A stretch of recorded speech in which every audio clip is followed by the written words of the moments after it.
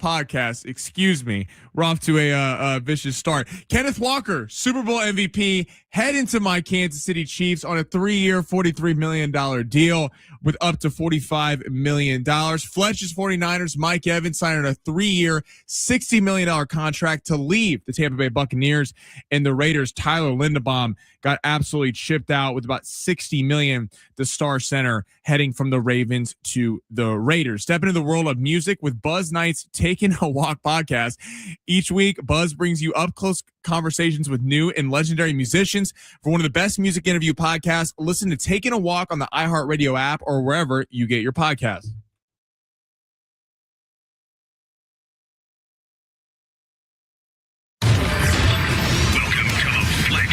I'm Ben Fletcher. That's Sammy Long. Not like other guys.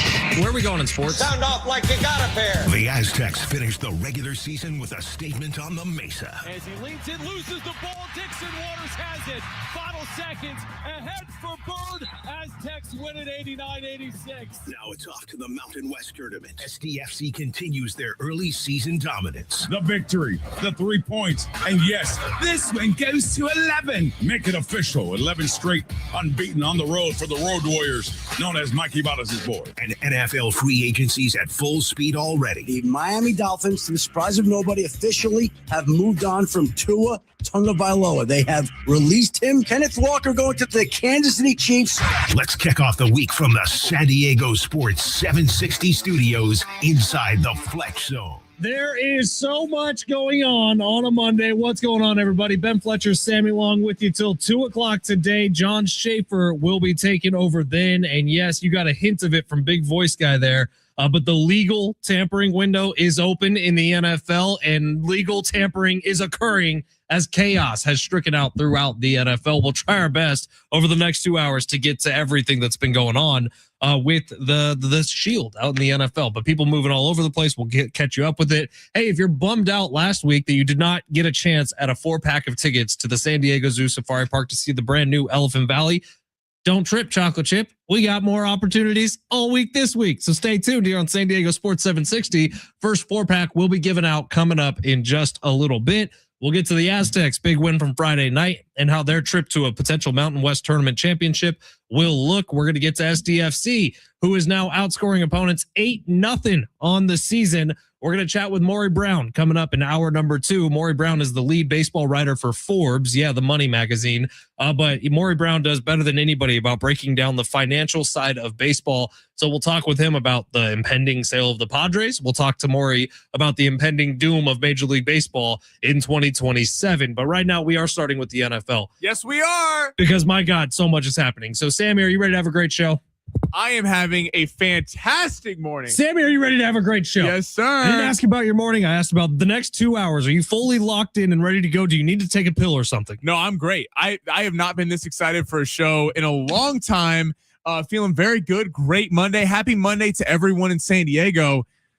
Feels good when you got a bell cow running back, doesn't it? All right, well, let's get into it. So we can actually start right there because that was one of the first moves I saw today. Now, we'll go back to the Max Crosby trade from Friday, but catching everybody up on what's new and happening today, Kenneth Walker, the Super Bowl MVP, you know, the guy that kind of carried the Seahawks through the entire game against the Patriots, he has signed with the Kansas City Chiefs after being released by the Seattle Seahawks. What's the details on that contract, Sammy? 3 years, $43 million, could get up to $45 million total. A $28 million guaranteed, a little bit over. It's I'm super excited because the Chiefs needed a running back. The running game for the Chiefs the last couple of years, honestly, throughout Mahomes' entire tenure as a Chief, has not been very good. The only time the Chiefs had a legit star running back was Kareem Hunt the first time, but then he got kicked off the team for all the domestic violence issues halfway through the season. Last year, the Chiefs did not have a rusher average over 4 yards per carry. That is the only team in the NFL to not have that. The Chiefs had one rush play of more than 20 yards last year. The entire season. And was it Mahomes? I believe it was Mahomes. It was Mahomes. So, I mean, the running game has been atrocious for years. You had to go fill a need. I thought just pinning all your hopes on getting Jeremiah Love in the draft out of Notre Dame felt like a mistake to me.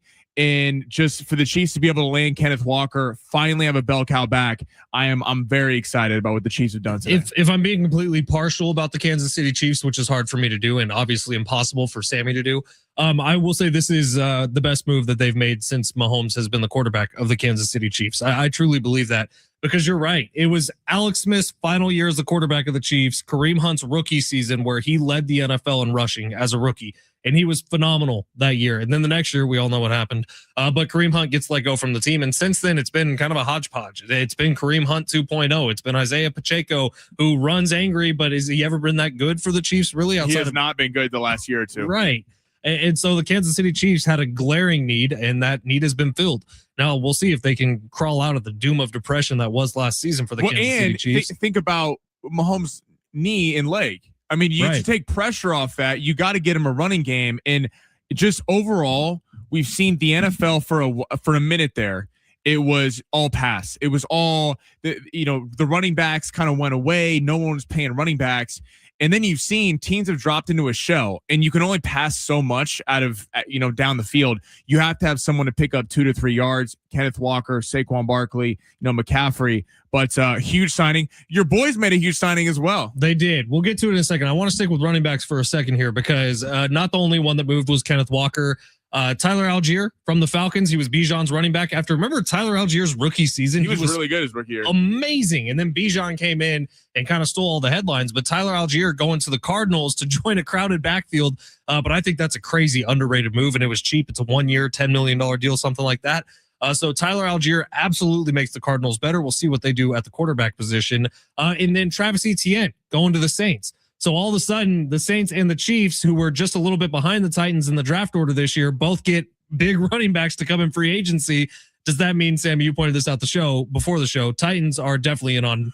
Well, we've seen Jeremiah Love keep rising in the draft process since the combine. The Saints need a running back at 8. The Chiefs need a running back at 9. And I think the Titans love, also with Cam Ward, that makes a lot of sense. You get a lot of excitement on offense, get a big time running back. It just feels like, again, how the NFL devalued running backs for a little while there. And it was kind of when Le'Veon Bell held out, you just didn't pay running backs. And I think they overcorrected. Not that running backs are everything, but you look at the teams that have won Super Bowls. I mean, last year, Kenneth Walker, Seahawks. You go the year before that, Saquon Barkley with the Eagles. And you have to have a rusher who is able to pick up a few yards when you need it. So I think the running back position has totally changed over the last 24 hours, how we evaluate that going forward. Now there's been a million other NFL moves. We're trying to get to them as much as we can. The big one from earlier today was Tua Tagovailoa is going to be released by the Miami Dolphins. They're going to take up $99 million worth of dead cap. It's one of the largest cap hits to dead money in history. The largest dead cap hit in history, outdoing what Russell Wilson was to the Denver Broncos. So $99 million in dead cap for the Dolphins, but they get rid of the quarterback that was obviously a problem for them. Have you seen the team that's like leading the charge to be after Tua? The Atlanta Falcons. The Atlanta Falcons. First off, have Michael Penix as their starting quarterback. What is this signaling to him? Well, what is their affinity with left-handed quarterbacks? I don't know. I don't get it. It doesn't make any sense. And if I was Atlanta, you're signaling to Michael Penix if you would get a quarterback that you don't believe in him. Now, obviously Stefanski's there. He didn't draft Michael Penix, so maybe he doesn't believe in him. That's kind of what he's signaling. Me personally, I don't really either. Like Michael Penix, I think has the capability of being a really good NFL quarterback, but from what we've actually seen from Michael Penix on the field, what tells us that he should be a starter in this league? Not a whole lot. And that's fair. But you could say the exact same thing for Tua Tagovailoa. Well, and at least with Penix, you could go maybe with Stefanski, an offensive-minded head coach, he could become something. And given that he's older, he was an older player when they drafted him. I believe he was 24 years old as a rookie. To go from Penix, who at least, the very least, could develop into something, to Tua Tagovailoa, who can't stay on the field, can't play in cold weather, and can't win big games. If I'm looking elsewhere in Atlanta for a quarterback, I don't know why it wouldn't be Kyler Murray. Kyler Murray's the only guy out there that I think you could sign with Bijan and I mean all the Kyle Pitts and all Drake London, all the talent they have on that roster, that I think you could make some real hay in that division. But going from Penix to Tua makes zero sense to me at all. Me neither. Absolutely none. But we'll see. Kyler Murray may be going to the Steelers, who got better today by adding Michael Pittman to a wide receiver room that also contains DK Metcalf. So you kind of play this thought experiment out. And by the way, Sammy, we're pushing the big three to the next segment. This is too much fun to go through all this stuff. And text us 70470. Start your message with team.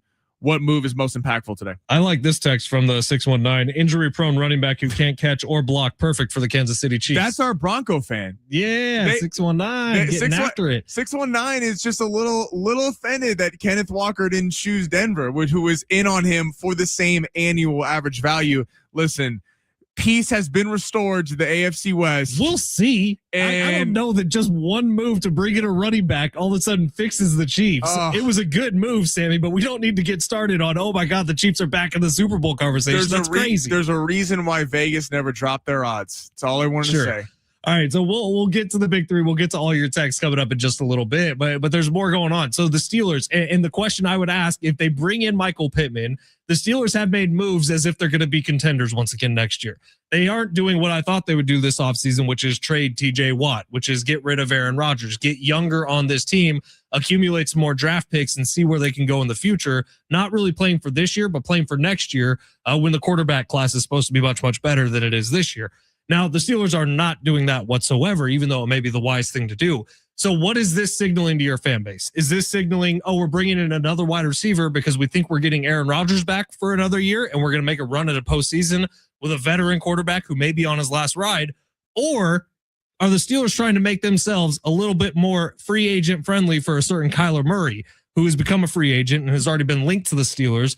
I'm a little questionable on what the Steelers are actually trying to signal to everyone with the move to bring in Michael Pittman, who was a really good wide receiver for the Indianapolis Colts. Well, I think on face value to get Michael Pittman, who probably is one of the most underrated receivers in the league and has never really had a big time quarterback throwing in the ball, whether it's Daniel Jones, Phillip Rivers at age 44. I mean, he's never had a top 5 quarterback throwing in the football. Right. He's dealt with Carson Wentz, Phillip Rivers. He's dealt with guys at the end of their career or Daniel Jones.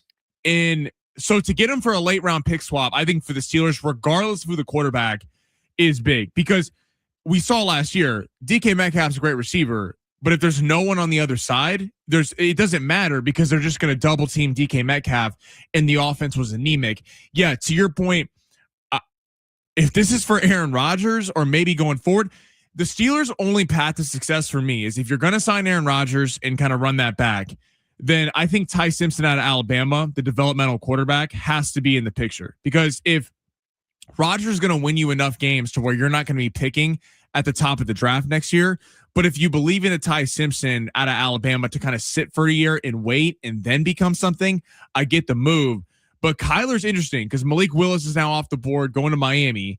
So Kyler Murray's going to kind of, you feel like, have his pick of the litter of the rest of the teams. Is this for Pittsburgh? Because Aaron Rodgers still hasn't made his decision whether he's coming back or not. By the way, Malik Willis to Miami on a 3-year deal, averaging up over $25 million a year. Is that the biggest heist ever in NFL history by a player? And Jeff Hafley literally pinning his job to Malik Willis's success. 3-year contract is insane. I thought when the numbers first came out about Malik Willis, people talking about maybe a 1-year, $30 million deal. I was like, that's kind of crazy for a guy who has like 5 games of NFL experience and he looked pretty good in those games. Getting a 3-year deal for Malik Willis seems outrageous to me. I would have almost rather just stuck with Tua for a couple more years, but I'm sure our 615 number Miami Dolphins fan disagrees with that. All right, but the Steelers, I think they could be really good next year. I don't know that they're a Super Bowl contender even closer to that. It also blows my mind that in Indianapolis, they looked at Michael Pittman and Alec Pierce and said, we're going to choose Alec Pierce. Yeah. Especially the over $100 million, the most money ever given to a wide receiver in free agent history. Alec Pierce? Am I missing something here with Alec Pierce? Is he all of a sudden the best wide receiver in the league? Because I don't think he is. He's a good deep ball receiver. He has some exciting plays in his NFL resume. That much money, and there were teams willing to overpay what the Colts paid. The Niners, Pats, and I believe someone else was in on it. What am I missing on Alec Pierce? I don't get it because this is teams overvaluing Alec Pierce, what he brought to the table, and he's great for fantasy football and had a breakout year. he was the deep threat with Indianapolis. Right. And the reason he was able to be the deep threat was because Michael Pittman did all the dirty work. He caught every pass coming over the middle. He was the possession receiver, which let Pierce get one-on-one coverage on the other side. So teams clearly see something in Alec Pierce. Not that he's a bad receiver, but if you're the Colts, you let go of Pittman. Now Pierce has to be the one. He's going to be getting doubled. Everything was going to the way of Pittman, and Pierce had one-on-one coverage, and now he's not going to get that anymore. I'm kind of surprised. I know we're getting to your Niners, but I think the Niners pivoting to Mike Evans is way smarter than paying Alec Pierce a 4-year, $116 million deal that does not feel proven at all whatsoever. That's actually why I'm so much very happy with the Mike Evans deal to the Niners. He's aging. He had an injury problem last year. He had a broken collarbone last year that kept him out for a ton of games. Like, Mike Evans is a historically very durable wide receiver. However, last year he wasn't. And who's to say those problems aren't coming into next year too? He had a bad hamstring all of last year also. But I'm stoked with the Mike Evans signing to the 49ers because they didn't have to go overpay Alec Pierce, because you would essentially be taking what was a bad contract in Brandon Ayuk, ripping that up and throwing it away, except just handing it right back to Alec Pierce, who I don't think is even better than Ayuk. Mike Evans at least gives you something different for the 49ers. Right. Well, Alec Pierce is the same kind of breed of receiver of Ayuk and Pearsall, right, and it's a speed demon receiver. Evans finally gives Purdy a jump ball threat on the outside. And think about what they're missing for at least the first half of the season with George Kittle dealing with the Achilles. They're missing that. They're missing the jump ball receiver, the possession receiver who around the red zone, who around first downs is going to be able to catch everything within a 5 or 6 foot radius. Mike Evans to the 49ers made all the sense in the world. I was actually, me and Rich Ornberger were talking about this on Friday. I was like, I wonder what the options on Mike Evans are and where he could end up. And I sort of assumed he'd just be back with Tampa. Like, he was a lifer Buck, and the Bucks would give him whatever he wanted because he's been there forever, set every franchise record there's ever been. And the Bucks aren't going to be bad next year. But then I kept thinking, I was like, man, he would work so well in Kyle Shanahan's system. He would fill in the gap for what they're going to be missing with George Kittle early in the season. And then it happens today. And maybe they overpaid a little bit. 3 years, $60 million is a lot for a guy who's already in his 30s. But Mike Evans, I'm surprised Niners, the Chargers went on him. Shocked. And we can get into this on the other side. What are the Chargers doing? But the Chargers feel like they had all this cap space. And listen, they could sign Trey Hendrickson later today, and we're sitting here having a conversation about how they get their star pass rusher. But are we seriously sitting here saying that re-signing a 36-year-old Khalil Mack in the year where the Chargers are supposed to make a jump is supposed to be that franchise-altering move? I don't see it right now for the Chargers. All right, we got a bunch of texts rolling in. I'll just read this one real quick from the 619, the same one who was talking about the running back situation for the Chiefs. Says, 49ers getting Mac Jones some new weapons. I love it. Thank you, 619. Appreciate you for that. It's Brock Purdy's new toy, it's not Mac Jones. The Mac attack. He's going to really enjoy it. All right, San Diego Sports 760. Quick break here. We'll read some more of these texts, plus get to the big three on the other side at San Diego Sports 760 live on the iHeartRadio app.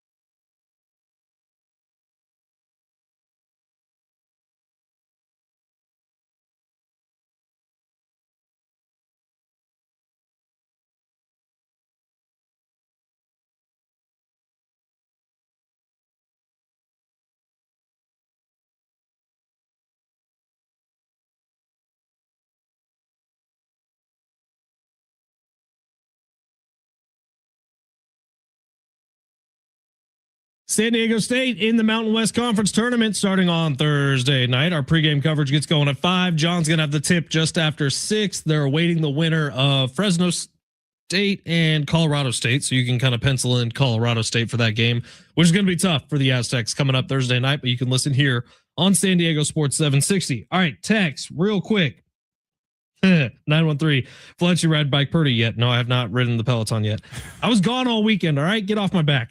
Also saying, so good to see you boys on Friday night at the Aztecs game. What a win. Yeah. Electric. One of the best games I've been to, plus Lamont Butler and Guy Fieri both in the house. Sweet. It was pretty cool. I looked up at one point from courtside and looked right across, and it's Guy Fieri. I was like, oh my God, the mayor of Flavortown's in the house. Guy baby. Fieri is like the coolest human being just ever. So he went to UNLV. His son goes to San Diego State. He was not wearing swag of either school when he was there. He was just wearing all his diamonds. Guy Fieri gets a pass if he's rooting for UNLV. I think he was cheering for the Aztecs. I kept my eye on him a little bit, but seeing Lamont was awesome. I got to give Lamont a little fist bump at one point, which is very cool. Have you washed your hands since then? No, I haven't.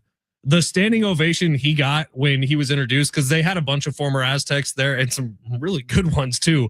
But then it got to Lamont, and strategically he was the last one that everyone got up for. That it was deafening, the roar that he got.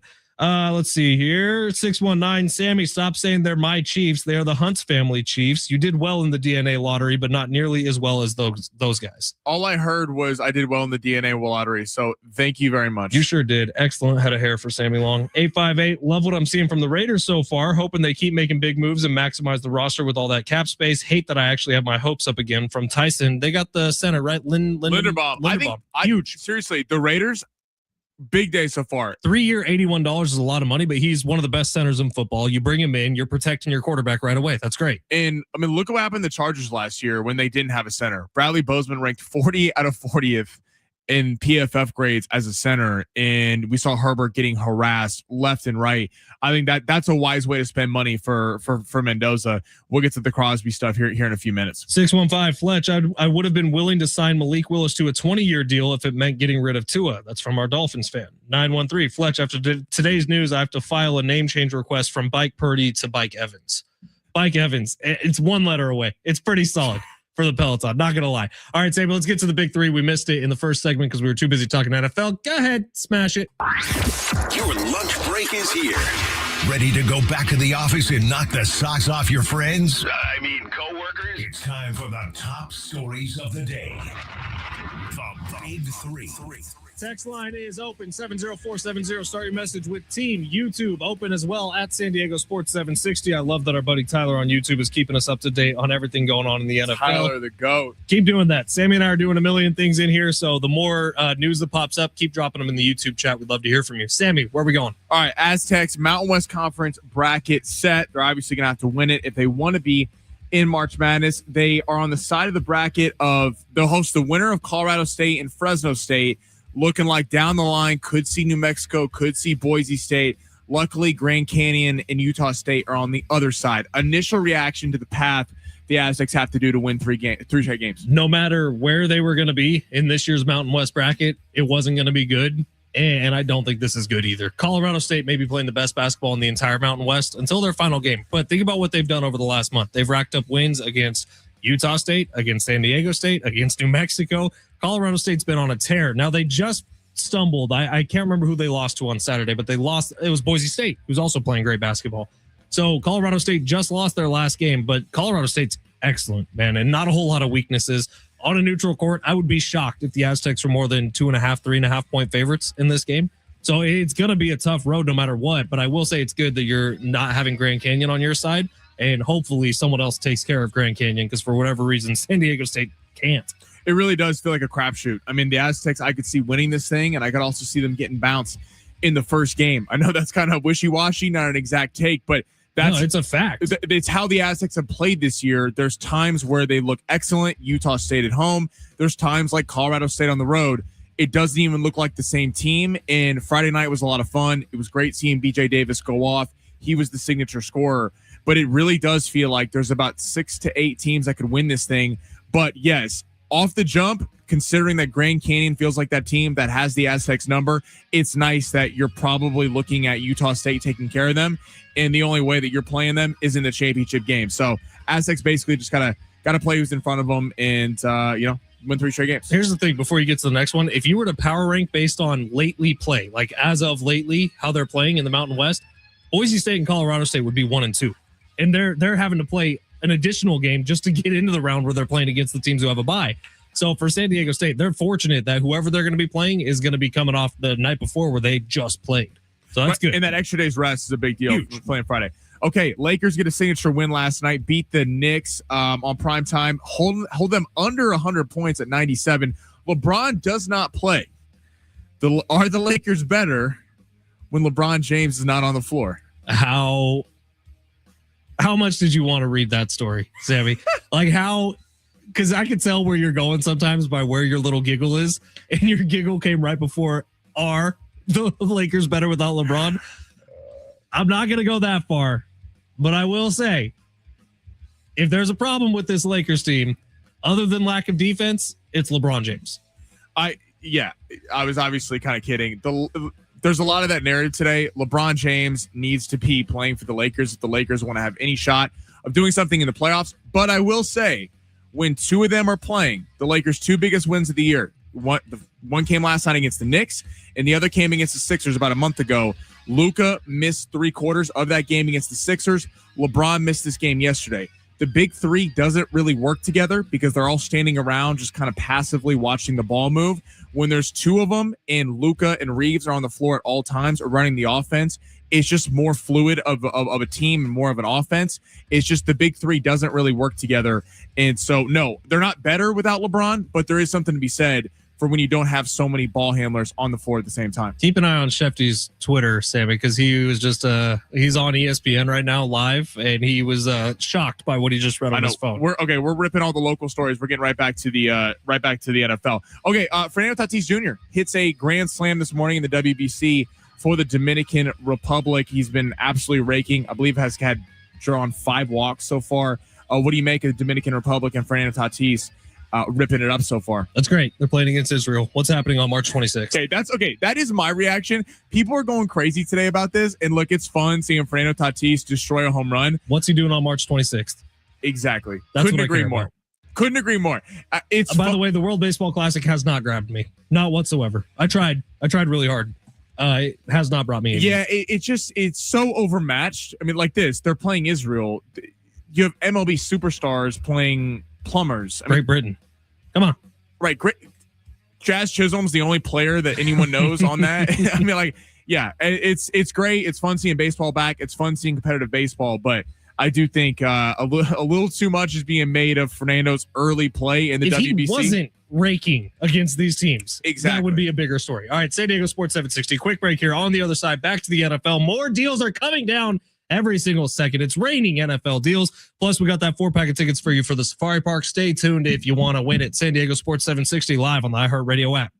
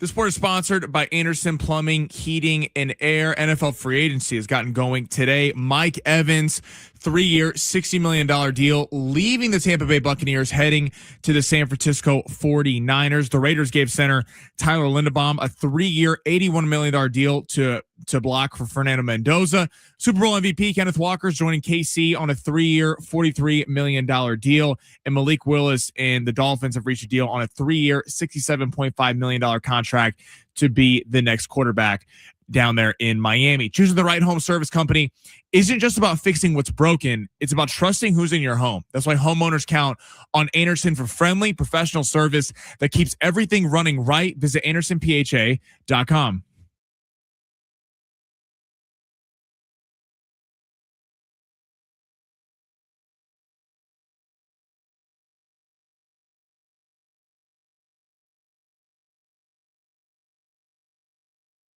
Anyone else feeling dizzy because of the NFL? They're making moves left and right. It's been chaos so far here on the opening of the legal tampering window, March 9th of this year. All right, so last year I pulled up this number because today through Wednesday is the legal tampering window, and then the league year officially begins on Wednesday, I think. So all these signings become official. Last year during the legal tampering window alone, which is only 3 days, $2.73 billion was spent in free agency. Remember, the Vikings went absolutely bonkers. The Patriots went bonkers last year during this 3-day period and spent a boatload of money.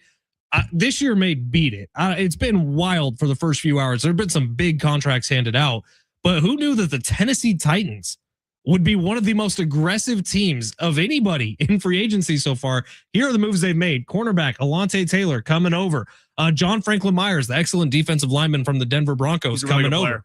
Wan'Dale Robinson, wide receiver from the Giants. Daniel Bellinger, former San Diego State Aztec, really good tight end, who's sort of been overshadowed by a couple of tight ends the Giants have had. And then Mitch Trubisky coming over also. What's Josh Allen going to do? He's been Josh Allen's backup for a while now. Poor guy. But this is kind of chaos unfolding in the NFL, and the Tennessee Titans are some of the biggest spenders so far. But the big moves, if you've missed them, we'll get to Max Crosby in just a second, who has joined the Baltimore Ravens. But you look around what's happened today. Mike Evans has signed with the San Francisco 49ers, 3-year, $60 million deal. Kenneth Walker, the Super Bowl MVP, heading to the Kansas City Chiefs. What was the money on that one, Sammy? 3 years, $43 million with a shot to earn 45. Crazy. Malik Willis, the backup quarterback with the Green Bay Packers, has signed a 3-year deal with the Miami Dolphins to be their next quarterback, which we'll see, man. Good luck to the Dolphins. Good luck to our 615 buddy. And moves have just been flying like crazy. So let's take a jump back into Friday when all this began. We were on the air of the San Diego State pregame. We were actually interviewing John Schaefer when this came down, and Sammy just holds up his phone like, oh my God, look at this. And we're trying to talk to John about something. I don't know. And I was like, hey, John, by the way, the Raiders just dealt Max Crosby to the Baltimore Ravens. I don't know if you care about it. He said, I really don't. I'm getting ready for the Aztecs game, but I'll care about it on Monday. I got so distracted in the pregame. I just was like, I couldn't believe this had happened. Chaos. So now the Ravens go from having a really injured defense a year ago. That was probably the lead to the downfall of their season, was how injured the defense was, mixed in with Lamar Jackson missing some time. But you add Max Crosby, who, for my money, him and Trey Hendrickson were the biggest chess pieces on the board this offseason. Trey Hendrickson, we don't know where he's going to land. Max Crosby, we do. He's landing with the Baltimore Ravens. This changes every conversation you can have about the Ravens heading into next year, because all of a sudden, I do feel like the pressure is now squarely back on Lamar Jackson to do something big this year. Because now you don't have the excuse of having the defensive holes anymore. You just got the best defensive edge in football for some people. Well, and there's so much to unpack with the Crosby deal, because so for people that didn't know, the Cowboys were in on a 2. Correct. Basically, the Ravens were willing to offer 2 first-round picks, their first round this year, first round next year. The Cowboys were only willing to offer a first and a second. Get to the Cowboys in a second, because I got an opinion on that. But in terms of the Ravens, I think this is so smart from Jesse Minter, defensive-minded head coach. And something I like about that is he's staying true to his roots. He's a defensive guy. So many times we've seen defensive-minded head coaches or offensive-minded head coaches go make a big move on the other side of the ball, so to kind of counteract maybe their deficiencies. That was kind of Belichick's move, by the way. You wouldn't really see them go on high-risk defensive free agents because Belichick figured he could figure that out. Yeah. But it's the same guy who would bring in Randy Moss. I mean, this team was terrible. They couldn't get to the quarterback. The pass rush was absolutely abysmal. They traded Oweh to the Chargers halfway through the year. Crosby's a bona fide superstar. Everyone knows this. I mean, and to think that he was doing that with the Raiders with no help. I mean, no help in the front seven whatsoever. And now he's got Justin Madubuike, who only played in 2 games last year, coming back at the defensive tackle spot. Wiggins, the corner, Kyle Hamilton. Remember, he banged his head and got a concussion on that final game of the season against the Steelers. That Ravens defense, you feel like it's bringing some nastiness back. And that's kind of what you thought of when you thought of Baltimore. Baltimore was always that team you didn't want to play because it was a muddy game. It'd always be physical. And to your point about Lamar Jackson, we always talk about the pressure Josh Allen faces, and he faces a lot of pressure. But you do feel like with this move, while I still think Lamar needs a number 1 receiver, we'll see if they address that in the draft. It does feel like you could make a real argument who has more pressure, Lamar or Josh Allen. And I thought it was Josh Allen easy the last couple of years. Lamar now is right on that pace because you're kind of running out of excuses because you have a bona fide superstar pass rusher. This is like for a second when we thought Myles Garrett was going to be leaving the Cleveland Browns. The Ravens were a popular team in that conversation. And I remember saying if the Ravens get him, there's no excuse for Lamar not to get a Super Bowl here in the coming years. And I feel similarly about them getting Max Crosby. It's like the excuses are gone now. You've had a good defense a lot of your career. Last year, defense was a problem in Baltimore, and I'm A-okay saying that. That's no longer the issue. So this year, if things don't work out for the Ravens and they go through a slump and Max Crosby's healthy for the whole season, there's some questions that pop up surrounding can Jesse you win with Minter, Lamar Jackson? Surrounding Lamar Jackson, exactly. And right. I think from the Cowboys' perspective, this is a big win for the Cowboys. I think so too. Because the Cowboys, we've talked about it a lot, got out from under the just chasing stars. You finally got picks back for Micah Parsons. And you don't win the press conference when you trade Micah Parsons. Okay, everyone's talking about Green Bay. Jerry's an idiot. How could he do this? And for them to still be building, you trade a late round pick, a mid round pick for Rashawn Gary today. You got Quinnen Williams at the trade deadline, and you weren't willing to just give up your entire draft future for Max Crosby. I'm not faulting the Ravens for doing it. I think the Ravens are a little bit different scenario, but I think this was actually, you got to give Jerry Jones some credit because I think Jerry Jones from 3 years ago, there's no way he's not making this deal. He wants to win the press conference. He wants to sit next to Max Crosby and introduce him as a member of the Dallas Cowboys. And if they pivot and sign Trey Hendrickson, even if they don't, and you're talking about him going with getting Rashawn Gary and that defense, I think it's just a much better way to build a team than always be star hunting in case the Dallas Cowboys. Real quickly before we get to long shots here, which kind of a rough weekend thanks to Max Holloway for long shots, but we'll recover here. Max Holloway sold the bag so hard. It was such a boring fight too. My God. But before we get to long shots, I did want to give the Raiders some kudos here because the Raiders are learning from other people's mistakes. So the Raiders are going to draft Fernando Mendoza with the number 1 overall pick. And what are they doing right before they bring a brand new quarterback in? They're beefing up the offensive line. And yeah, they're losing out on Max Crosby this year, but you're thinking about the timeline. Realistically, when is Fernando Mendoza going to be able to make a potential charge for a postseason? It's not this year. And this year may be Max Crosby's last best year. You know what I mean? Right. And so right now what they're doing is beefing up the offensive line. They bring in Linderbaum, who's excellent. I love Linderbaum. One of the best centers in football. Exactly right. And so you bring him in to kind of anchor your offensive line. And now through the draft, you can already see where the Raiders are going to be going. They're probably going to be trying to add some young guys to the offensive line as well. This is going to help you tenfold with the development of Mendoza. It also feels like, right, to the point of helping Mendoza, Max Crosby and Fernando Mendoza are on different timelines. Max Crosby is like, I haven't won in years. I want to win now. And Mendoza, this team is about building for the future with Genty and Bowers and a collection of draft picks. And you probably can't get Linderbaum if you still have Crosby on the team. Exactly. And then you're able to get a bunch of draft picks. Now, the big question for the Raiders is they have had some big swings and misses in first rounds. Like who? Tyree Wilson, Cleveland Farrell. You're not talking about Henry Ruggs. He was great. Well, he was good. He was good. He just didn't other issues. But I mean, if the Raiders can finally in Spytech learn how to draft, this team could be a threat in a year or two from now. But again, it all comes down, can you win in the draft? It remains to be seen. Now, what's that other story with the Raiders and Tom Brady not wanting to send Max Crosby to the Patriots? Did That anyone was see funny. this? Yeah. He said, no, I'm not sending him to Vrabel. I get it. I mean, I kind of get it, but But do you think Tom Brady's shutting that door so everyone's not going to have the conversation today of, oh, well, Brady just wanted to send him to his buddy and his old team to help them out? I think this kind of happens without people like take the NBA. People aren't trading the Oklahoma City Thunder massive talent. Like that's playing into when you're trading, not that the Pats are that, but they were just in a Super Bowl. They got very fortunate to be there. Yeah, but you sent them to the Ravens. Like, who's been a bigger contender than the Ravens over the last 6 years? I think this only becomes a thing unless the Patriots were like, we're offering a tenfold better package than every other team. And you're so hard-headed that you're like, I'm not trading him to it. Remember Micah Parsons? The Eagles were trying to get him from the Cowboys. Sure. Jerry Jones, like, absolutely not. Yeah, but at least no that's shot within their division. You know what I mean? Like, you're trading to the AFC no matter what with Max Crosby, and they ended up trading him to the AFC with the Ravens. But still, it's not like the Raiders are playing the Patriots. No, but they are in your conference, and you're going to have to go through them to get to a Super Bowl. Sure, but you're going to have to go through the Ravens also. Yeah, it's kind of funny. It's petty from Brady, but I kind of respect it. I mean, you see. Is that not the definition of collusion, by the way? Isn't it? I don't know. But I think that goes into relationships between general managers and teams. I mean, a lot. But Vrabel and Brady are buddies. Right. And I think he knows what he would create with Max Crosby. A lot of people would probably crucify Brady today, by the way, if he did send Crosby to the Patriots. There's been reports this is much more publicized in the NBA and the NFL.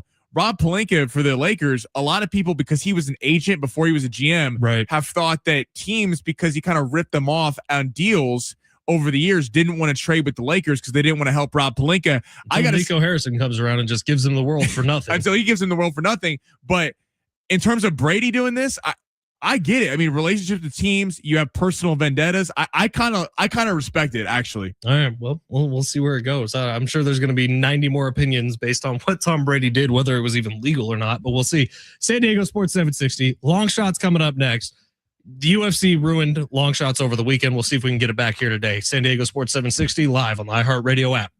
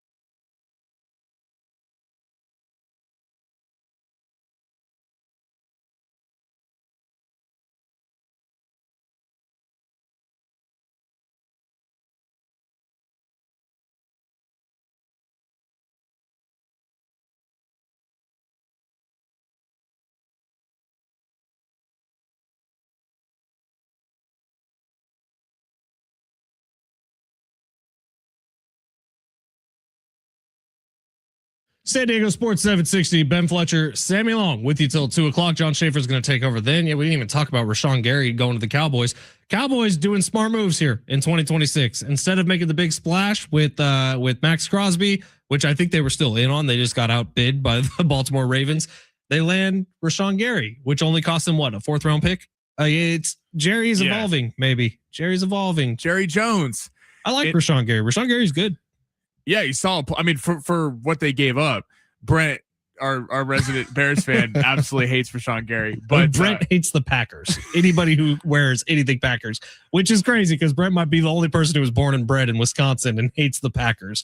I'm pretty sure it's a state. Yeah, I was asking about that. It's like down the line, like it's like where you're born. Because where he was born is it's like halfway between Chicago and Green Bay. Right. So I married into a family full of Packers fans. When I tell you that these people are insane about the Packers, like they hate the Packers, but also love them more than anything in their lives. They all have part ownership of the team and pay the annual subscription to do so. It's kind of crazy, Packers fans in general. But Brent may be the only person who was born in Wisconsin who hates the Packers, and he hates them with a passion. But yes, Rashawn Gary to the Cowboys. I think it's a good move for the Cowboys. And I think it's more in line with what they were trying to do a year ago than Max Crosby would have been. Max Crosby would have been just taking the weird exit right away on the freeway instead of trying to stay with what you're doing, which makes sense. And maybe the Cowboys are going to be pretty good this year. All right, Sammy, let's get to long shots. Rough weekend, large part because of the UFC. Max Holloway and Charles Oliveira. Boring ass fight. Max Holloway, you could tell, wanted to do the BMF thing. Charles Oliveira just wanted to do the entire thing on the ground. Iowa State won by over 16.5. You the nailed Knicks it. Destroyed the Nuggets. Very disappointing. The UFC let us down over the weekend. It was weird though. Max Holloway wanted to do the BMF thing because it was the BMF fight. So stand up and fight. Don't just wrestle. And Charles Oliveira was trying to win the fight, which I guess is the smart thing for him to do. But I mean, we can even get into it later. It's like the BMF to the point you're making. Charles Oliveira never should have been in that fight to begin with. Right. They made the BMF as a way to have two strikers because at the end of the day, and I know the UFC diehards are going to hit the text line and go, Sammy, you don't know what you're talking about. At the end of the day, strikers sell. And although wrestler and grapplers are amazing technicians at what they do, what sells in just mainstream fighting fandom is strikers. Conor McGregor, Sean O'Malley, Israel Adesanya, and that's what Holloway is. In Oliveira, he was technically great, but I fell asleep during the fight. I'm gonna be 100% honest. I was I was so bored during it, disappointed. It just felt like he just laid on him for 5 rounds, and Holloway never was able to get the distance. Disappointing fight. Look, Khabib is probably the best fighter the UFC has ever had. Yeah. Khabib wasn't very fun to watch. We can all just kind of admit this. No. Like, he dominated everybody, including Conor McGregor. But would you rather watch Conor McGregor fight Jose Aldo, or would you rather watch him fight Khabib? And the answer will always be Aldo, because they were striking back and forth with each other. So it's unfortunate where the UFC is. But right now, we've seen it. Merab Dvalishvili this weekend with Charles Oliveira. Like, the grapplers have the upper hand right now. And I don't know what's going to make that switch back the other way. But for me, as a big UFC fan who definitely leans more, I would rather see a bunch of striking. I'm not all into the just ground hugging. I would rather have guys like Max Holloway, like Sugar Sean, be the stars of the game. And right now they're not. Yeah, it was funny seeing Joe Rogan. He was getting all mad on the broadcast because people were booing at the arena. Well, and he's Rogan loves this kind of stuff. Right. Have you and heard I'm like, his other take by he says if the round finishes on the ground, the next round should have to start on the ground. And I'm like, well, okay, you have a bunch of people turning it off at the same time. Yeah, I mean that's idiotic. If you want the UFC to go down in popularity, you can make that a rule. Yeah, but the diehards love it. And I'm sure our 760 number is blasting us right now for this take. All right, Sam, let's get to long shots. Go ahead, smash it. You looking for some luck? Want to win big? Gotta play big. You are so money and you don't even know it. Time to take a chance Pay that man his money. with long We're shots. such casuals when it comes to the UFC, Sammy. We don't know what we're talking about. Is that what the text line's saying? No, that's what it's going to say. I promise you. All right, where do you want to go with long shots? All right, so we got one college basketball pick, 2 NBA picks tonight, and tomorrow, stay tuned. We're gonna have a little Perry Boss out in Palm Springs, Indian Wells. A little picks. BMP. I was watching that all night last night. Wow. Fantastic, Hey, dude. Sammy's doing his prep. Little prep, Got little some tennis picks to win. Oh, it's fantastic. Where are we All going? Starting in college basketball, Santa Clara, St. Mary's. Keep your eye on the Santa Clara team. The Santa Clara team has a lot to play for. They got 3 players that average in the double digits. They average about 84 points per game. They play a fun style of basketball that makes it kind of hard on you. Everyone is just assuming that in the WCC, which has always been dominated by Gonzaga, and St. Mary's every once in a while is kind of that next tier. Kind of everyone's been penciling in St. Mary's and Gonzaga.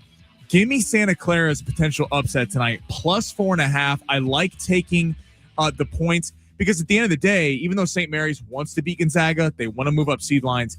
They're in March Madness no matter what. If they lose tonight, they're the 21st ranked team in the country. They're going to hear their name called on Selection Sunday. Santa Clara, they're playing for their lives. They got nothing to lose. They're not going to be in the tournament if they don't win. Give me Santa Clara plus 4.5 tonight in the WCC against in that one. All right, let's head to the NBA. Couple games tonight. Let's start with Nuggets Thunder. This one's on Peacock. We're with both Peacock games, so for everyone can watch it on national TV. Give me the Nuggets plus 6.5 on the road. Listen, the Nuggets got absolutely blasted the other night by the Knicks. I called that on my weekend long shots, 142-103. It was a little bit of a weird trap game for them. You had just had an emotional win over the Lakers the night before. The Knicks were hungry, looking for a big kind of win. But looking at the injury report in this one, I know Jamal Murray is a game-time decision, but let's look at who's out for Oklahoma City. Jalen Williams, Isaiah Hartenstein, Alex Caruso, Chet Holmgren is dealing with an illness. I like the Nuggets after getting flat-out embarrassed on their home court the other night by 39 points. I like them to go on the road, potentially win money line, but might as well take that plus 6.5 against a very good Thunder team. Give us plus 6.5 with the Denver Nuggets. And my last pick, Knicks Clippers. Give me the Knicks minus 2.5 in LA. Played the Lakers last night. Lakers took it to them. The Lakers defense actually won the game down the stretch. The Lakers did not make many field goals in the fourth quarter, but this team was broke. Mikal Bridges did not score yesterday. Jalen Brunson could not get his game going until the fourth quarter a little bit. They missed countless shots left and right. I'm looking at a little bit of a positive regression in this one because they were held under 100 points last night by the Lakers at 97 against the Clippers. The Clippers, I don't see having the offensive weapons to be able to keep up with the Knicks and their elite defensive play. They're going to take Kawhi and Benedict Mathurin out of this one, and they're going to make guys like Kobe Saunders and other players on the Clippers get after them. I think the Knicks cover tonight in LA minus 2.5. So give me Santa Clara plus 4.5 against St. Mary's tonight in the WCC. Give me the Knicks minus 2.5 against the Clippers on the road, and then give me the Nuggets plus 6.5 taking on the Thunder in Oklahoma City. I like it. I like it a lot. All right, still some big names to fall in the free agency conversation. Trey Hendrickson obviously hasn't landed anywhere. Do we have an updated favorite on Trey Hendrickson, by the way, Sammy? Well, everyone's thinking the Cowboys. The one team that's kind of laying away here, we talked about it earlier. Chargers. Chargers have a lot of money to spend and have not made any moves. So could we see a surprise? I cannot believe the Chargers weren't A, gung-ho on Mike Evans, and B, all in on Linderbaum. They need wide receivers. They need offensive line depth. Well, when they got Biadasz, or how you say his name, from the Commanders, the center, that signaled that maybe they were in the pass rusher market. But it feels like everyone's waiting on Hendrickson because Owe, Mafe, there's a lot of other talented pass rushers that are waiting to sign. The only big-time pass rusher that signed today is Jalen Phillips, who got a huge deal going to Carolina. But yeah, I'm curious to see if the Chargers get in on Hendrickson here. Yeah, it's kind of slowed down since the start of the show. It's like everything happened right before noon. Noon happened, and the Titans have been making some fringe moves, but nothing crazy. It always comes in chunks, though, because usually they're around like 4 o'clock. There's another wave, and then, yeah. By the way, it's official now. Falcons are planning on releasing Kirk Cousins. That's been rumored for a while. It is official. They will release Kirk Cousins by Wednesday. So maybe they are in on Tua to be the backup for Malik Willis, or maybe the starter for the Falcons next year. All right, plenty more NFL talk coming up in hour number 2. Plus, we got a 4-pack of tickets for you to go to the Safari Park to see the brand new Elephant Valley. I'll be checking that out on Wednesday. Can't wait. But all that coming up in hour number 2, as well as a chat with Maury Brown, who's the senior baseball writer at Forbes, the financial magazine. So we'll get into everything baseball with Maury coming up in hour number 2. It's San Diego Sports 760 live on the iHeartRadio app.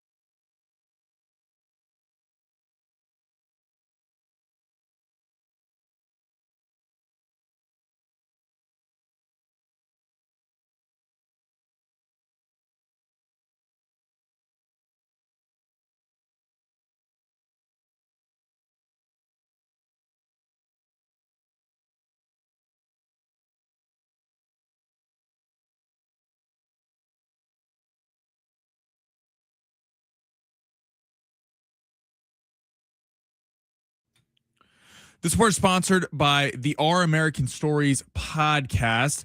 NFL stars switching teams left and right today. We got Mike Evans leaving the Bucs to sign with the San Francisco 49ers. That is a 3-year, $60 million contract.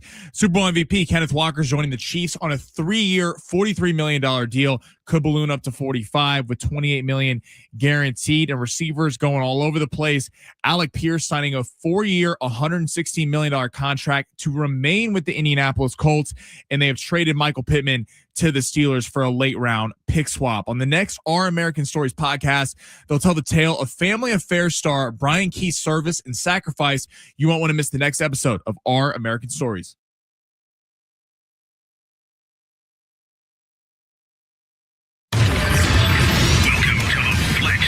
I'm Ben Fletcher. That's Sammy Long. Not like other guys. Where are we going in sports? Sound off like you got a pair. The Aztecs finished the regular season with a statement on the Mesa. As he leans in, loses the ball. Dixon Waters has it. Final seconds ahead for Bird. Aztecs win it 89-86. Now it's off to the Mountain West tournament. SDFC continues their early season dominance. The victory, the 3 points, and yes, this one goes to 11. Make it official. 11 straight unbeaten on the road for the Road Warriors, known as Mikey Valles' boy. And NFL free agencies at full speed already. The Miami Dolphins, to the surprise of nobody, officially have moved on from Tua Tagovailoa. They have released him. Kenneth Walker going to the Kansas City Chiefs. Let's kick off the week from the San Diego Sports 760 studios inside the Fletch Zone. Yeah, let's get it going in hour number 2. Ben Fletcher, Sammy Long with you till 2 o'clock. John Schaefer will take over then. We got Maury Brown coming up in about 30 minutes. Maury Brown is great, talking about the financial side of baseball. So we'll get his thoughts on the Padres ownership skerfuffle. We'll get his thoughts on Skerfuffle. It's a good word. Look it up. We'll get his thoughts on Major League Baseball's impending lockout that's coming as well. Can't wait to check in with Maury. He's an old buddy as well. So far today has been all about the NFL for good reason. The NFL is absolutely chaos today on March 9th as the legal tampering window opens, which it's hysterical to me that those 3 words are serious words and not just something that fans call this. This is the legal tampering window in the NFL, the National Football League. So we've seen huge names on the move. Kenneth Walker, the Super Bowl MVP, heading to the Kansas City Chiefs. Mike Evans, literally the best receiver in Tampa Bay Bucs history, tied with Jerry Rice for the most consecutive seasons over 1,000 receiving yards, is heading to the 49ers on a 3-year, $60 million deal. Malik Willis heading to the Miami Dolphins to be their next quarterback. A deal in which ESPN has given an A to the Miami Dolphins. The Malik Willis deal. Really? You know what deal they gave a C-? Linderbaum to the Raiders, which may be my favorite free agency move of the day. So I don't know what we all think about ESPN's rating system, but I think that's outrageous. And so for today, the NFL kind of reigns supreme, which when doesn't it? But it's been pretty fun to watch the chaos of the movement so far today. And it feels like we're finally getting a deep breath before chaos ensues once again. Jay Silves, afternoon, gents. Great day for Sammy. Yes, it is. Really? Is it? You guys got a running back. Congratulations. Not a running back, a Super Bowl MVP. And it makes sense why he'd want to join. You know, he's a winner. Oh my God. He's won at the highest level.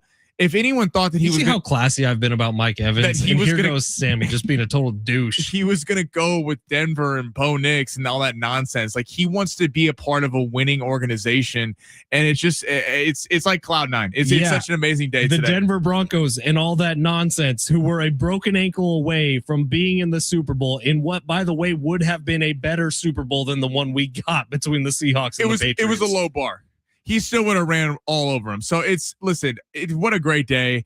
You think Kenneth Walker would have ran all over the Denver Broncos? Easy. The defense that the Denver Broncos had. The Patriots had just as good of a defense. That's not true. That's simply not true. They were playing at some of the highest level down the stretch there. Anyway, it doesn't matter. Sammy loves it when narratives just fit his point of view perfectly. Kenneth Walker, super stoked. Shout out to Jay Sales for pointing that out. It was a good move for the Kansas City Chiefs. I will give them credit. I don't know that I'm going over the top with it. It's a running back that is joining the team. Now, I think the bigger problem for the Chiefs is the fact that Travis Kelce's back. That's a problem. Why? Because he's not very good anymore. That's why. First off, he's still playing at an elite level. It's just he's getting up there in age, and when you ask him to be the number one in an offense like he used to be, that's not going to work. him on a 1-year deal up to $15 million. Haven't got the exact details yet. It's probably going to be 8 guaranteed is what I saw. That's perfectly fine. I mean, I can't believe Kelsey would be the problem with the Chiefs. That's makes no sense. But anyway, there's a lot of moves, obviously players flying around left and right. I'm just like with the Malik Willis thing, like you said, he got 3 years, $67 million. And it's cheap for a quarterback. That's cheap. where I could say good job, Dolphins, because you got a guy who maybe is good enough to be a starting quarterback in this league on the downside of the market. It's cheaper than the Sam Darnold to the Seahawks right, deal. If he's good. But that's the only positive you can say about it. What do we actually know about Malik Willis? We know he was a pretty good college quarterback. Liberty, right? Liberty, yeah. At Liberty, he was great. And then he gets to the NFL. He's with the Titans. He had a cup of coffee with the Titans, played a couple of games, didn't look good at all. Goes to the Green Bay Packers. It kind of shines there as a backup to Jordan Love. He gets in and he plays really, played really well in that game against the Ravens. I think he got 4 starts this year. Right. And he looked good and he did a serviceable job. He kept the Packers in the playoff conversation, and he was not the problem with the Packers team. If things were going bad, he was a bonus for the Packers. But the fact that a 4-game stretch gets you a 3-year contract to be the unquestioned starting quarterback for the Miami Dolphins is kind of outrageous to me. Well, yeah, and when there's better pieces available. Kirk Cousins is better. I mean, I don't know if I go that far. I would. I mean, you're at least with Malik Willis, there's the upside of he could be something. Kirk Cousins at this point in his career is what Kirk Cousins is. He's solid, can fill in, for a game or two. But I mean, I don't see Kirk Cousins in that regard. But the other kind of quarterbacks in the market, this is the best year to ever be named Kyler Murray, Tua Tagovailoa, hell, even Geno Smith, Kirk Cousins, all these guys, because the Raiders are getting Mendoza. The Dolphins just signed Malik Willis. So those two are gone. And now all of a sudden, per reports, that the Falcons are interested in Tua. So you have another team in the Falcons who need a quarterback. The Steelers, will see if they're getting Rodgers back. The Jets need a quarterback. Maybe Minnesota needs a quarterback. The Cardinals need a quarterback. There are so many quarterback needy teams. And to be a veteran trying to make it kind of turn your career around, this just feels like an amazing year for that. And I wonder where all these guys go. I'm curious to see what happens with some of the backups around the league. I saw Marcus Mariota re-signed with the Commanders earlier today. I thought there was a real chance Marcus Mariota was going to be given a crack to start somewhere. But the normal suspects, Jacoby Brissett, does he stay with the Cardinals another year? Does he land with one of these teams to maybe be a fill-in starter for a season? And then, of course, Mac Jones with the 49ers. Like all of a sudden today, Trent Williams is apparently on the trade block until Wednesday when the Niners may end up releasing him.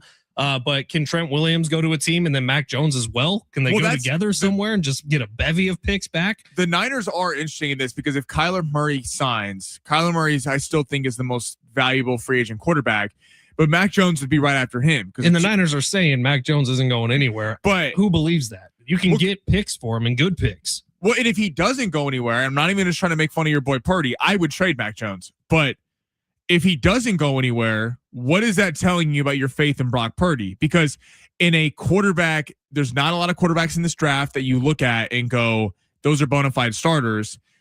A lot of teams need quarterbacks. Mac Jones is still a young player, could easily have a Darnold, Geno Smith, Baker Mayfield type resurgence in his career. If I'm the Niners, I think it's crazy that I wouldn't trade Mac Jones. And if I don't trade Mac Jones, you start to worry about what they believe in Brock Purdy. Now, just to add a little bit of history to the Niners always having really good backup quarterbacks, think back to the Jimmy Garoppolo years. Think back to right before that. As Kyle Shanahan has gone, years where he doesn't have a solid backup quarterback, he's been absolutely burned. Because quarterbacks get hurt in the 49er system for whatever reason. So he's made that a point before Brock Purdy to say, we're always going to make sure we have a really top half backup quarterback in our system, which is why they've made concessions to go out and get guys like Nick Mullins, who they drafted, developed, and then moved on from, to bring in a Sam Darnold, to bring in a Mac Jones. This is kind of in his wheelhouse of holding on to backup quarterbacks. So I would you trade him? I would absolutely trade Mac Jones right now. Absolutely trade Mac Jones, and I would absolutely trade Trent Williams because I think his best years are behind him. I mean, Mac Jones could easily get a second round pick. Easily. I mean, you're talking about and I it's not crazy to think Trent Williams could probably get a first round pick still. Yeah, maybe not because of his age, but certainly he's getting a high pick. If you were a team that needed a left tackle, the Niners are an interesting spot because you feel like they're like kind of walking the line in that you have veteran stars in Bosa, Warner, all coming back. You got a young, talented defense in Michael Williams, Mustafa, so many young, talented players on that you feel like the defense is going to be good for years to come. But you also have a lot of other aging stars in McCaffrey and Kittle. Now you just sign Mike Evans, which I like the move. I think Mike Evans is going to have a big year with. Well, it's just them signaling the Super Bowl window is now. Right. So it's open for the next year or so. Yeah, which is why maybe they end up overpaying Trent Williams. So we'll see. It's San Diego Sports 760. Sammy, let's rip through a big three as quickly as we possibly can. And we got Maury Brown coming up in 15 minutes. But go ahead, smash it. Your lunch break is here. Ready to go back to the office and knock the socks off your friends? Coworkers? It's time for the top stories of the day. The Big Three. 619 Chiefs and Raiders still fighting for third place. Two rebuilding teams. Sorry, Sammy. Facts over feelings. Jonas Knox actually said something very similar earlier today when he was talking about the AFC West. He was filling in for Colin today. No, I know. I was listening. Said something very similar. You love Jonas. I love Jonas. All I would say is that to my guy Jonas and 619, Vegas doesn't agree with you. Vegas is usually right. Where does Vegas have the Chiefs right now? As a favorite in the AFC West. Only one book has them as the second favorite behind the Chargers, plus 175 to plus 180. Are the Broncos just falling off a cliff? Yeah, because they won all these one-score games. Okay. They beat the Jets, the Giants, the Chiefs third stringers. Okay. You know what I mean? Where are we going, Sammy? We just had big news come in. Okay. All right. Okay, perfect. Let's start with the Chargers. Are we positive it's real? No, it is real. It's Adam Schefter. It's verified. Before we start breaking fake news. Because every once in a while there's fake Adam Schefter accounts. All right. Former Chargers defensive end Odafe Owe reached agreement today on a 4-year, $100 million deal, including $68 million guaranteed with the Washington Commanders. So the question is this. You got the Chargers who re-signed Khalil Mack, 1-year deal at age 36. Owe, who they traded for midway through the season, is gone now. If you're the Chargers, are you what are they doing? Are you throwing the bag at Trey Hendrickson? Because it feels like they're in a bidding war with the Cowboys right now and the Bears for the best pass rusher on the market. And if you don't land him, where does that leave the Chargers defense? I'll tell you, man, the Chargers need to do something now. The Chargers need probably Trey Hendrickson would be huge for the Chargers. Don't get me wrong, but I would say the most glaring need for the Chargers right now is the wide receiver room. Now, Rashid Shaheed is out there. He's a free agent. He's open and available. Romeo Doubs, open and available from the Packers. Those are two guys you could bring in on pretty team-friendly deals still. I don't know how many teams are interested in one or both of them. So you would be able to go get yourself a wide receiver. Trey Hendrickson would be huge. How about getting $100 million from the Commanders? And Mafe just signed 3 years, 60 with the Bengals. So all the second-tier pass rushers are getting paid. I really like what the Commanders are doing today. You got to think that they're envisioning Jaden Daniels healthy next year. They're gearing up for war. If the Chargers name doesn't pop up soon on Adam Schefter's account, I'm asking some serious questions about this team. How have they not done anything yet? Well, it feels like they're trying to get Hendrickson, and the problem with that is while they're looking here, everyone else is looking here. Right. So if you're the Cowboys, if you're the Chargers, if you're the Bears, whoever lands Hendrickson, all is fine. All is calm because you ended up getting the best pass rusher on the market. But right, if you don't land him and Mafe is gone, Owe is gone, all these talent, Jalen Phillips signed a $120 million contract with the Panthers today. Everyone's kind of getting eaten up right now. Where does that leave the Chargers? The Chargers are really signaling to me, I think they're going to have one of the best offenses in the league next year. No, all jokes aside. Especially if they had Dobbs. They had Dobbs. I mean, Hampton, Mike McDaniel, I can't believe he's not a head coach. I think him running the offense, you get both tackles back and Rashawn Slater and Joe Alt. They lost guard Zion Johnson today. They signed Tyler Biadasz from Washington the other day. So they're building on the offense. The offense is going to be just fine. But you do start to worry if you're the Chargers. No Mincer. He left for the Ravens. And Derwin, 32 years old. Mack, 36 years old. You're relying on a lot of aging veterans on this team. I don't know if that's really the way to go. All right, number 2. And look around you, Chargers. The Raiders are better today. Yeah. The Raiders are getting better, and they're going to have the number 1 overall pick in the draft where they're taking a quarterback of their future. I don't. Chargers, do something. All right, the Cowboys. So we touched on this a little bit earlier. Max Crosby sweepstakes. Lose out. The Ravens offered 2 first-round picks for Max Crosby, and the Cowboys only wanted to offer a first and a second. If they don't, what do you make of them not adding the other first, stepping up the offer, and competing with the Bears and or the Ravens. Do you like what Jerry Jones is doing so far in the offseason? I think they wanted Max Crosby bad, and he would have made sense as a Cowboy. Like, Max Crosby is very likable. He has kind of captured the eye of the public with his sobriety story. Every time Max Crosby talks, it feels like there's a powerful message coming out of his mouth. Max Crosby would have been a star in Dallas. I think they got lucky not getting Max Crosby because I think it would have been a mistake. It would have veered them off the course that they set last year. I think what the Cowboys are doing is actually smart, and I think they just made another move. The Cowboys, they brought in Jalen Thompson. The safety.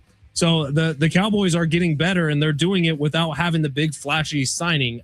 It's a good thing that the Cowboys are doing this, and I actually think they're setting themselves better down the line. Yeah, Max Crosby would have helped the defense. Of course he would. He helped anybody. He was just going to join this year.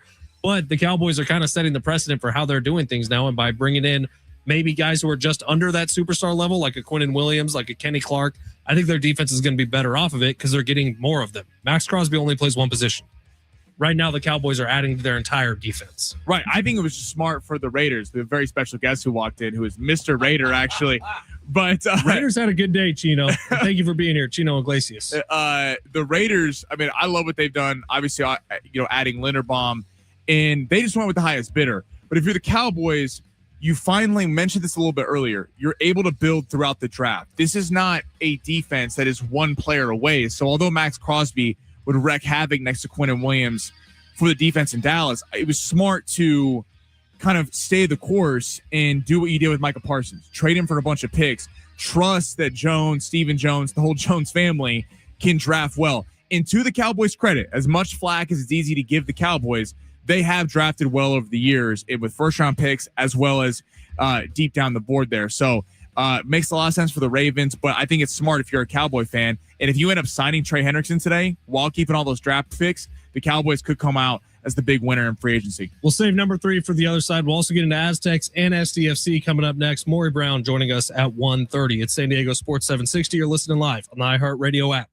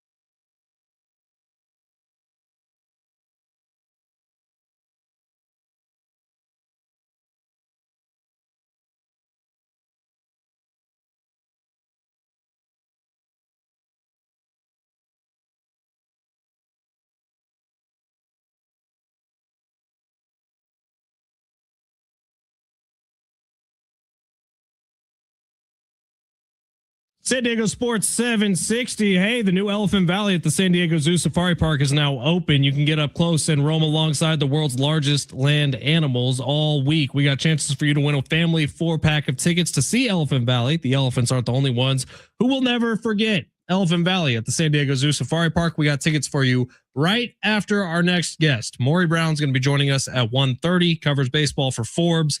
Let's talk about the business side of everything going down with the Padres and Major League Baseball as a whole coming up in just a little bit. But to win those tickets, you're going to have to listen to that interview. We might have a code word or something sneaky in there for you to win those Elephant Valley tickets. All right. Before we get back to baseball and back to the NFL, I do want to hit on the Aztecs real quick. Man, if you weren't at the game on Friday night, it was pretty spectacular in terms of just a college basketball game. It was back and forth all night long. UNLV probably played their best game of the season. San Diego State played just barely better, right? And they got the win in that one. But I do want to focus for just a second on Josh Pastner. Josh Pastner is the first-year head coach with UNLV. He was a point guard in college. I think he had a cup of coffee in the NBA too. And very animated head coach. We saw that the first time these two teams played when they were at the Thomas and Mack in Las Vegas. Very animated head coach. Largely positive, by the way. He's a very positive guy. When his guys do something good on the court, Josh Pastner is going to be animated. Now, I was kind of front close and personal to a lot of everything that Josh Pastner was doing this time, and I could hear what he was saying this time because I was sitting courtside next to Schaefer. When I tell you this man is a genuine psychopath, this man is a genuine psychopath, and I think he's going to work. I think he's going to be a really good college basketball coach. But he jumped on me twice, Sammy. What? I'm not kidding. Like when what do you mean? What do you mean he jumped on you? So Dre Gibbs Lawhorn, the player for UNLV, was excellent against San Diego State. Yeah. He would make a three. Josh Pastner would jump on top of the press row that John and I sit at, the table that's courtside, and fall back onto like media row of reporters. I held him up one time. He sat on top of our crowd mic one time. Josh Pastner is an insane person. I'm not touching that crowd mic again. Me neither.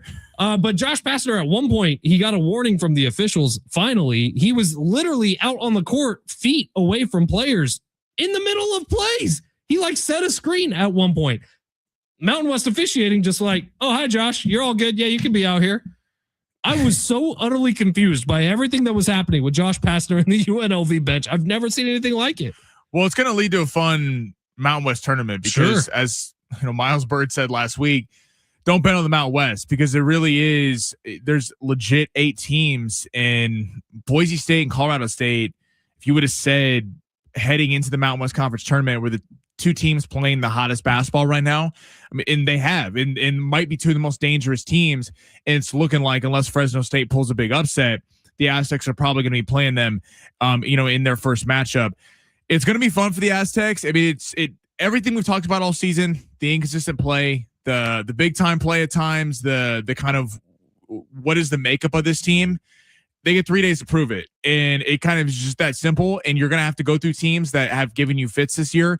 Colorado State, that was an ugly loss a couple weeks ago when they were on the road. New Mexico is always going to be tough no matter who they match up with. And then obviously Utah State, Grand Canyon, if they make it to the championship game. But the one thing I saw Friday night that makes me kind of get a little excited about the Aztecs' chances heading into the Mountain West Conference tournament is you saw the kind of big 3, big 4, and I keep talking about it. BJ Davis, Miles Bird, Magoon Guath, and Reese Dixon Waters.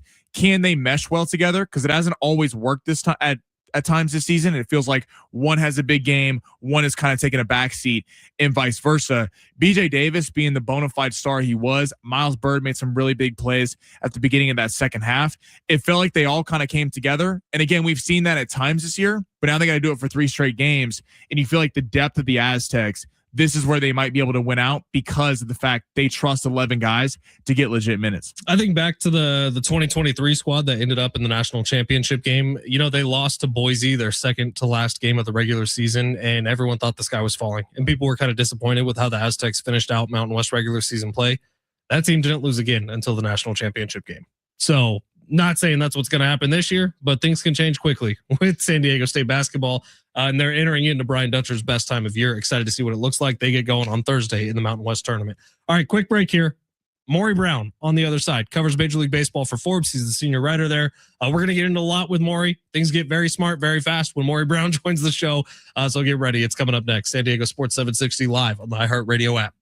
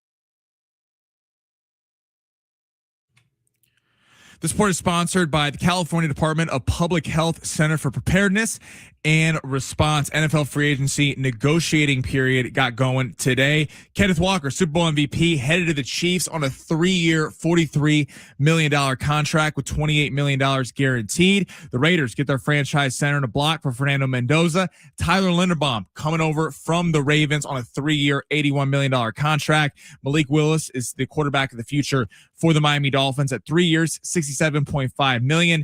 And Mike Evans is leaving the Tampa Bay Buccaneers for the first time in his career, headed to catch passes from Brock Purdy in San Francisco on a 3-year, $60 million deal. Wildfires can happen anytime, and wildfire smoke can harm your health. Prepare now. Get a HEPA air purifier, N95 mask in the Air Now app. Learn more at wildfires.cdph.ca.gov.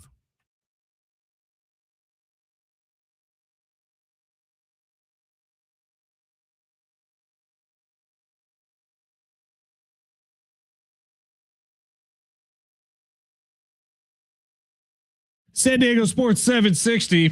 Ben Fletcher, Sammy Long with you till 2 o'clock. John Schaefer is going to take over then. Hey, that 4-pack of tickets for the San Diego Zoo Safari Park coming up in about 10 minutes. So stay tuned here on San Diego Sports 760. But right now we're joined by Maury Brown, senior contributor at Forbes, talking baseball and motorsports as well. Maury, how the heck are you, man? It's been too long.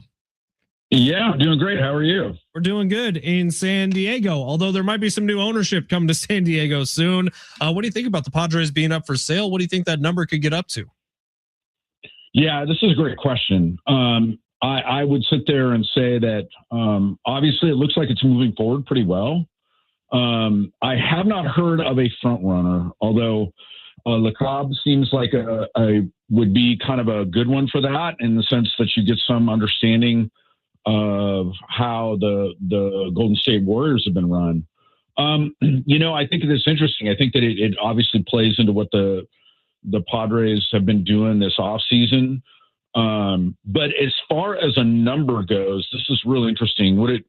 I would think that it would be fairly high. And when I say that, and why I'm being kind of loose about like an exact figure, I say this given the fact that we don't really know what's going to happen with this next labor deal. If for some reason, and I think that this is an extreme long shot, that a salary cap does come into play, then I think that the number is higher. And I think that that's a large reason why the league, of course, is pushing for a salary cap. It allows you to have cost certainty around your player payroll. And that is designed, I think, in large part to drive up franchise values. But again, that seems like a long shot.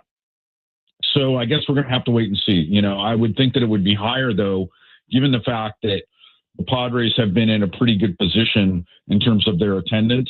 There's some questions about how long the player payroll can be sustained at this rate, but it should be pretty high. I would think that it's not going to come anywhere near to what you would see for the Yankees or certainly the Dodgers, but I would look for it somewhere, in the higher ranges. When you say it's a long shot that would likely get a salary cap in Major League Baseball, in your opinion, if you're making a prediction, what do you think they come to agreement on? Is there going to be at least a salary floor, or is anything getting done here? Yeah, I mean, I would think that would suit the league the best. I mean, we talk about this. Manfred has said repeatedly that there's concern about competitiveness, and everybody points to the Dodgers and says it's the cap. But in my mind, it's the bottom that's the larger problem. I don't think that the owners will ever go for a floor without tamping down extremely hard at the top. But there's no denying that there's economic disparity, and that it's the range between the bottom and the top that is the concern. So I would like to see it that way. What I'm really hoping for here is the sides have to get creative, and they have to come to an understanding that a cap seems impossible without losing a sizable chunk of regular season games, if not more, right? Maybe the whole season. Is it really going to be worth it after all the momentum and you're going into 2028 trying to do national TV deals? So what I would like to see is a luxury tax in reverse. Like, okay, tighten it up at the top, increase the surcharges, increases the penalties for subsequent years, all the things that we've done in the past at the top, and do something at the bottom where teams at the bottom that go past a certain threshold will be penalized in some way, shape, or form, whether they receive less revenue sharing, if they consistently do it, they lose draft picks. There has to be something done at the bottom. So maybe that's one way to do it. Maury Brown with Forbes. He's a senior contributor covering baseball and motorsports at Bizball Maury on X. You can find him there. Maury, we just got breaking news in the NFL. Not that we're going to talk to you about this, but Tua Tagovailoa agreeing to a 1-year deal with the Falcons. Left-handed quarterback going to back up a left-handed quarterback. We'll talk about that in just a little bit here, but that is the breaking news. Tua Tagovailoa to the Falcons for those who are curious. Maury, it's funny. We have these conversations about baseball and TV deals and all that stuff. And that's all kind of forgetting sometimes that there may not be a baseball season in 2027. Do you think that's what we're heading for? Is there a chance nothing gets done here between the owners and the players and we forfeit a year of baseball right as baseball is starting to get cool again? No. I mean, look, the worst thing that we ever had was the strike, right? Which we'll never have again that we had in 94, 95. We lost the World Series and we lost part, basically of the beginning of 95 to get things in order. I can see some owners saying, you know what, it just wouldn't really hurt us with the rainy weather and whatnot for most of the country, right? Just not speaking of San Diego necessarily, but the cold of April and May, you start to get to June, the pressure starts to really get on the owners. Kids are coming out of school. I can't see it going much later than that. But I mean, look, I think people forget that the last time we had a lockout, while we got all 162 games in, the first week was when we were scheduled to start, went away, and they had to make it up with a bunch of double headers. They got 162 in on a compressed schedule, and you can't do that much past a week. So could we lose a week and still get 162 like we did last time? Maybe, but given the position that the owners have stated that, they seem to be talking about seeking a cap, I can't see it. So the most I could see losing might be through May.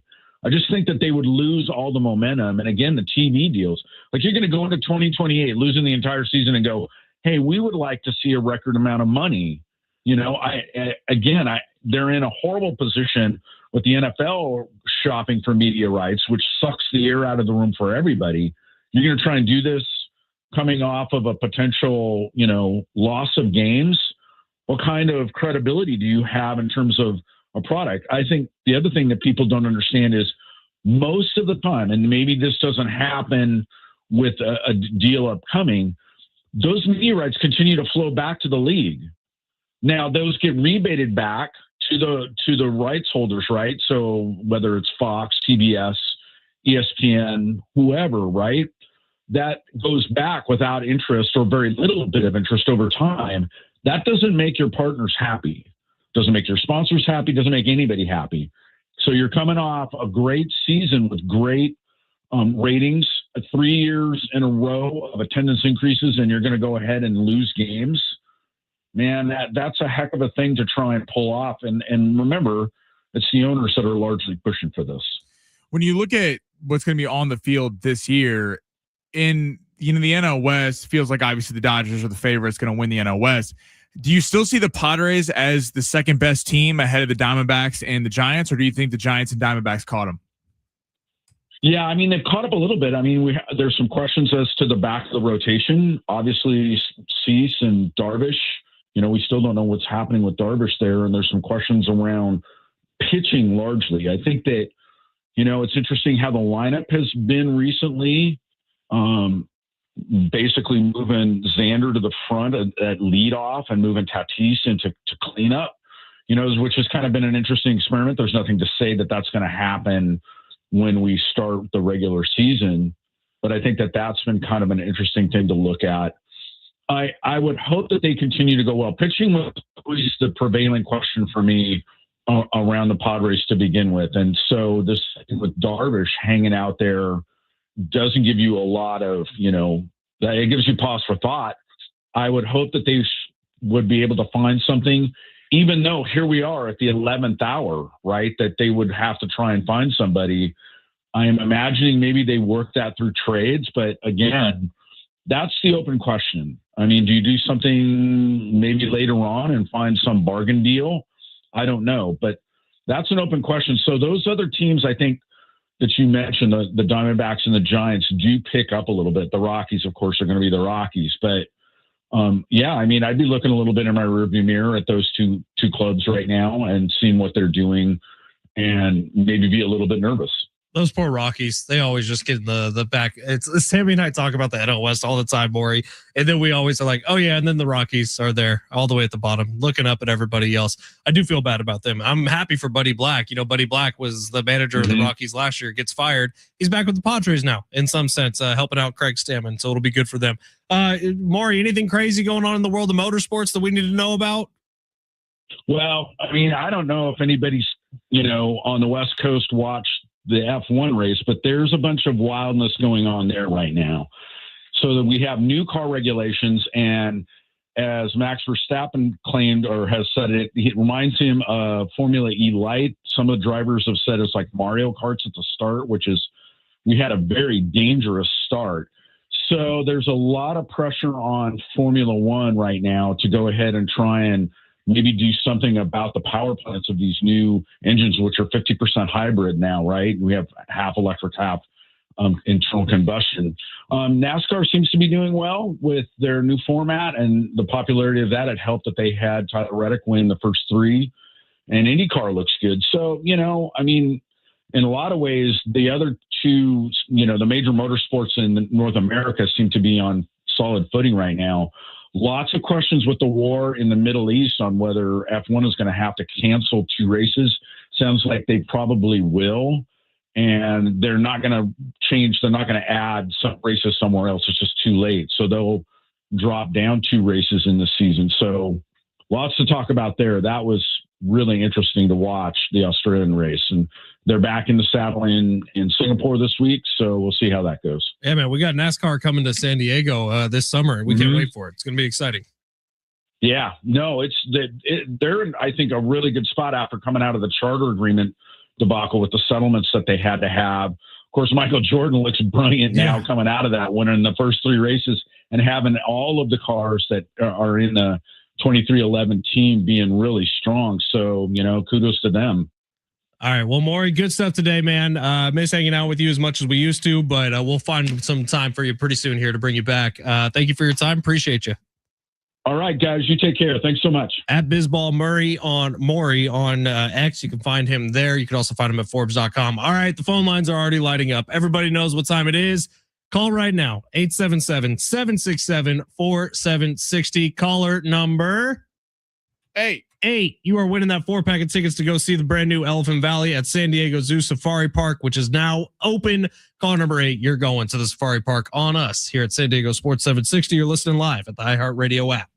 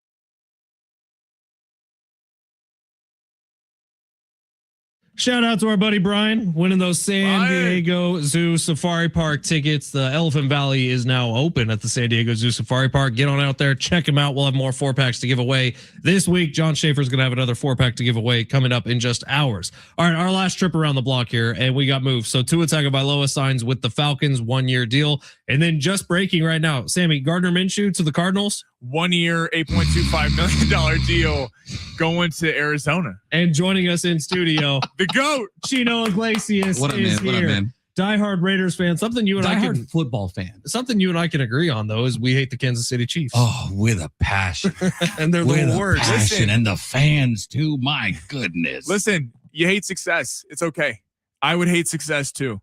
But like I told Fletch earlier, Kenneth Walker, Super Bowl MVP, goes, I'm already breeding a successful mentality.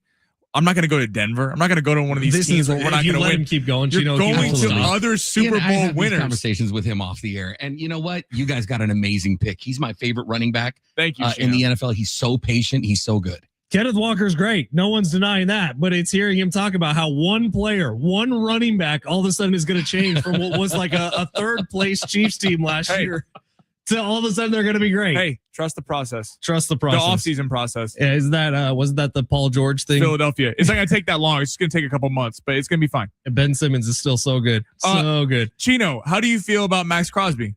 You're a diehard Raider fan. I feel like goodbye. Thank you for everything. Let's move on. Picking up Linderbaum and 2 number ones, especially with a new coach out there in Baltimore, we might get a top 14 pick again next year. Maybe. You know, I feel, hey, you know what? There's no loyalty in this game anymore, right? Just give us your best. And I feel like Linderbaum is going to make that offensive line so much better. JPJ is going to be better. Colton Miller's great. And then you got the issue with what is left guard and right tackle. I'm not convinced yet, and there's still a lot of money to spend. So hopefully we will get better there. I like the signing of Naylor. I like bringing in Johnson. He's sneaky good. Bringing back Stokes. So I feel like we're headed in the right direction. There's still more to go. Can I tell you my favorite move of the day from the Raiders outside of Linderbaum? Because I think that's great. And you're sending the right message to the quarterback you're drafting with the number 1 overall pick. Yeah. I love the Jalen Naylor move. Like people Absolutely. forget him in Minnesota. Jordan Yeah. Addison was never on the field. So Naylor was the number 2 wide receiver behind Justin Jefferson. And Naylor was fantastic last year. Chino, we were talking about it with that 14th pick. You got Mekhi Lemon, Carnell Tate, Ross. I mean, there's a lot of guys that you could get in the first round, could be a star wide receiver. I feel like if we don't go after Mekhi at 14, we might go right tackle. That would be good. But I'm fingers crossed that we will get Rodriguez in the second round. That Jacob guy's a Rodriguez, football player. beast. Just wait for it. My take is coming soon. Raiders are my dark horse playoff team. It's an annual thing I like to Yeah, say. it's the annual Ben Fletcher. Maybe this year it's true. Chino, thank you for being here. Thank John you. Schaefer is coming up next. More SeaWorld or San Diego Zoo Safari Park tickets with Schaefer, and I'm sure tons of Aztecs and Padres talk. We're out for today. Sammy, good show. That was fun. That was a blast. Thank you for everyone who tuned in. Absolutely. We'll Chino, see you you're all the tomorrow. best.